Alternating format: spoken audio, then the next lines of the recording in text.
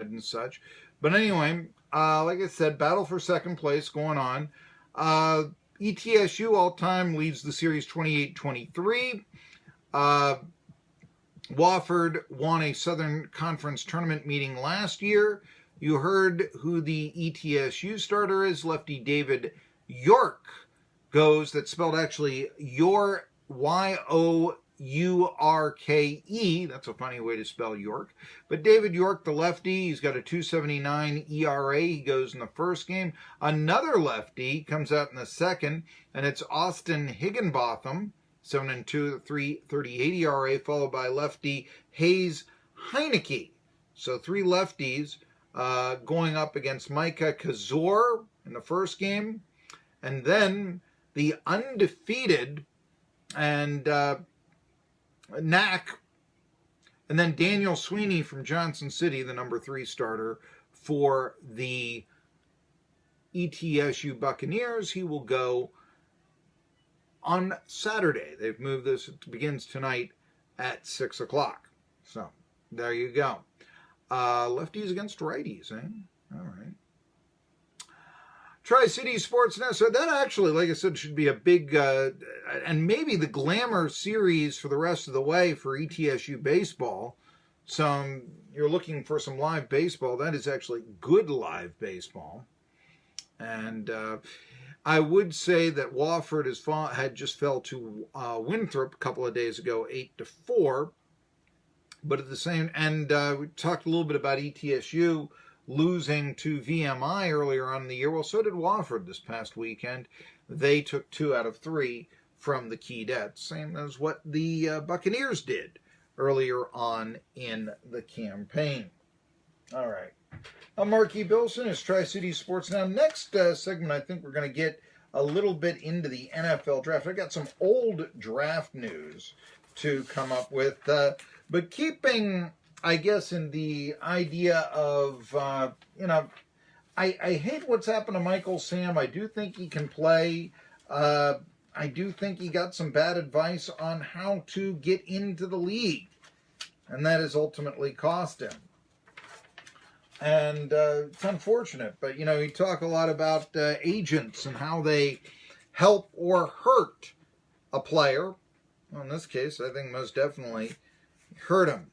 Angel Hernandez has been something of a polarizing figure, which is not something that an umpire necessarily should be. He sued MLB, Major League Baseball, for discrimination just 2 years ago, alleging that he and other umpires of color, he's Hispanic, obviously, had been denied promotions and advantageous assignments like the World Series. Of course, then that got people to say, well, how good of an umpire really is Hernandez? And most people didn't think he was all that good. It reminded me once upon a time in a previous generation, there was a female umpire in the minors, Pam Pasima. And she got to AAA, a lot of sports writer attention, but there was one problem. She wasn't that good of an umpire. Something else. She had a chip on her shoulder. She knew she was the only female umpire in pro ball, which shouldn't matter, but what it did mean is that she ejected everybody she possibly could. Once ejected a bat boy.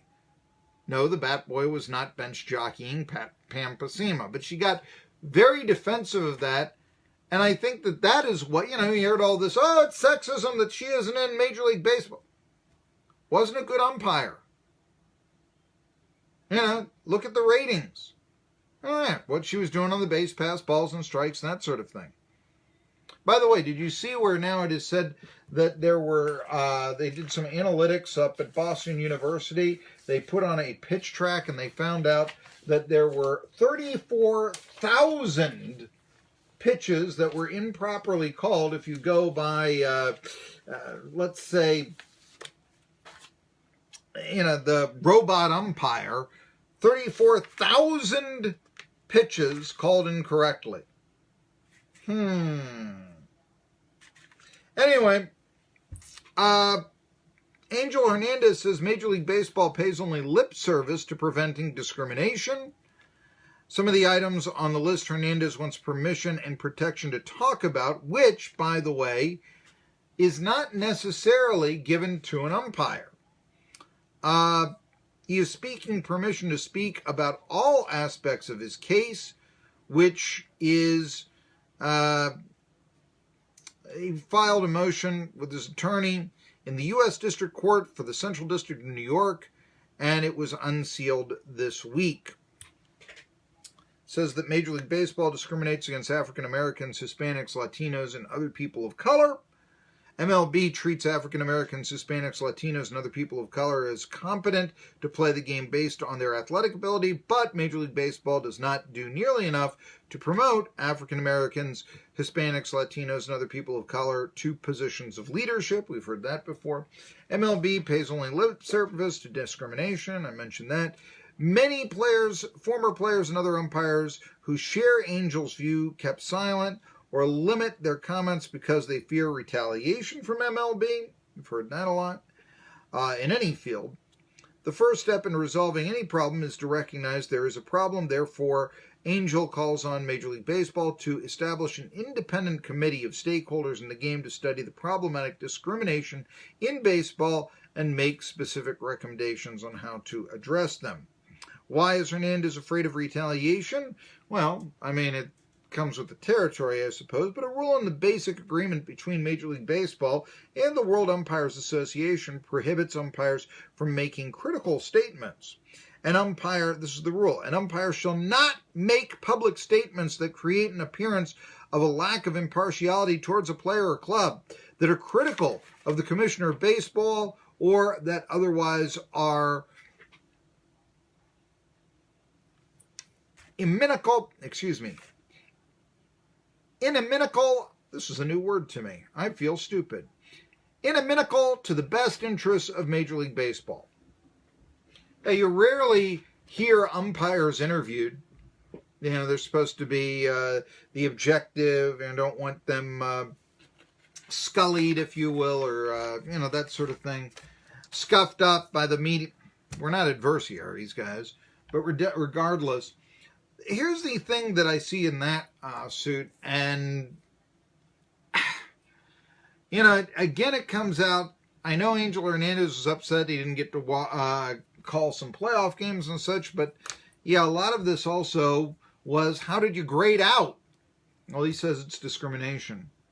The thing is, that coupled with the robot umpire saying that 34,000 pitch calls were gotten incorrect makes me wonder how soon it'll be before we have the robot umpire. Robot umpires do not cry discrimination. You know what? A lot of people don't cry when Joey Votto hits. I got it, I got it, I got it. The reason why? Well, he doesn't pop up much. And yesterday, Cincinnati Reds, Joey Votto, for the first time in 6,829 plate appearances, I still can't believe this, popped out to the first baseman in foul ground. 6,892 Major League Baseball plate appearances. That's 10 full seasons in which you basically play every day without a pop-out. 1,192 games, that's 10 seasons, 27,918 pitches to be retired on a common play in Major League Baseball. I guess that's a pretty good swing that Votto has. Still, though, let me ask you a question. Who keeps track of a stat like that? Home runs, okay, stolen bases, sure, batting average, heck, WAR, FIP, go with it. WHIP. Who keeps track of it was 6,829 plate appearances since Joey Votto popped out, as he did Wednesday afternoon in the Reds' 3-2 loss to the LA Dodgers.